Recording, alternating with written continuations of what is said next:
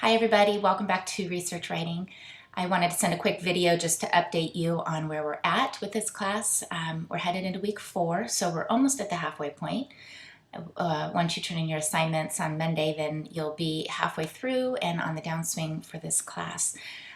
So I hope at this point you're beginning to understand this idea of scaffolding now. It seems like everybody's on board and handing in their assignments correctly for that. And hopefully also you're seeing the benefits of working through edits and changes as you go. I've graded about half of your papers from this week on the outline and the works cited for your paper.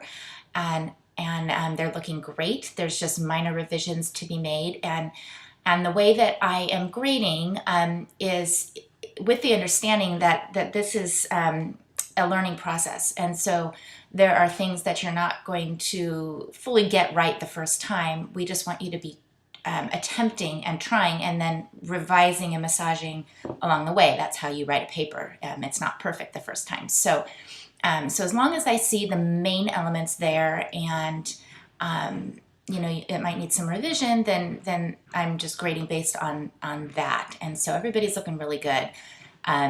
Again, I would highly suggest making adjustments now so they're done and you can move on to the next assignment. If you add an additional source, I've made a few suggestions for that on papers.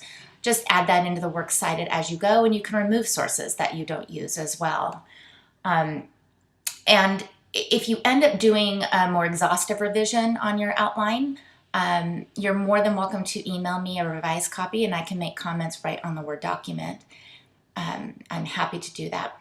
So this week you're going to be working on an introduction and conclusion for your paper, and usually I get questions over email pretty quickly from students who are struggling with that because they haven't written their paper yet, so they don't know how they can write a conclusion without actually writing the paper.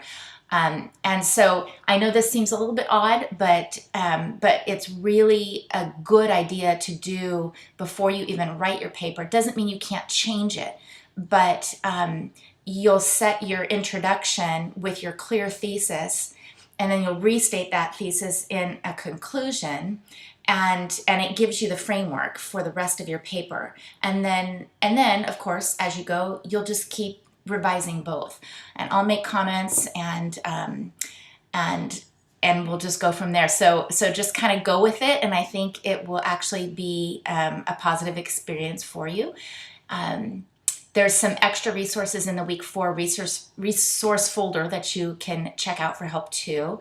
And one thing I did want to note, I've been trying to attach this to some of your assignments, but it is in one of the earlier weeks assignment folders.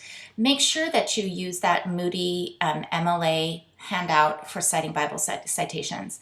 The way that Moody has us do this is with the version first and it's italicized. So it would be ESV italicized period or NIV italicized period. And so I'm still seeing a few that haven't quite brought that to the front of the citation. So make sure you keep that handy.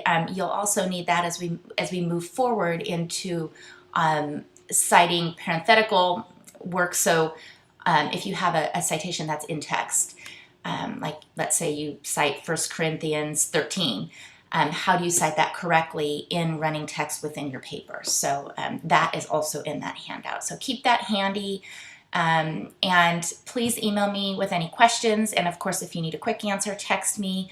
And you're doing great, and I just wanted to encourage you to keep going, and I'm praying for all of you in the class, and have a great rest of your week. Bye-bye.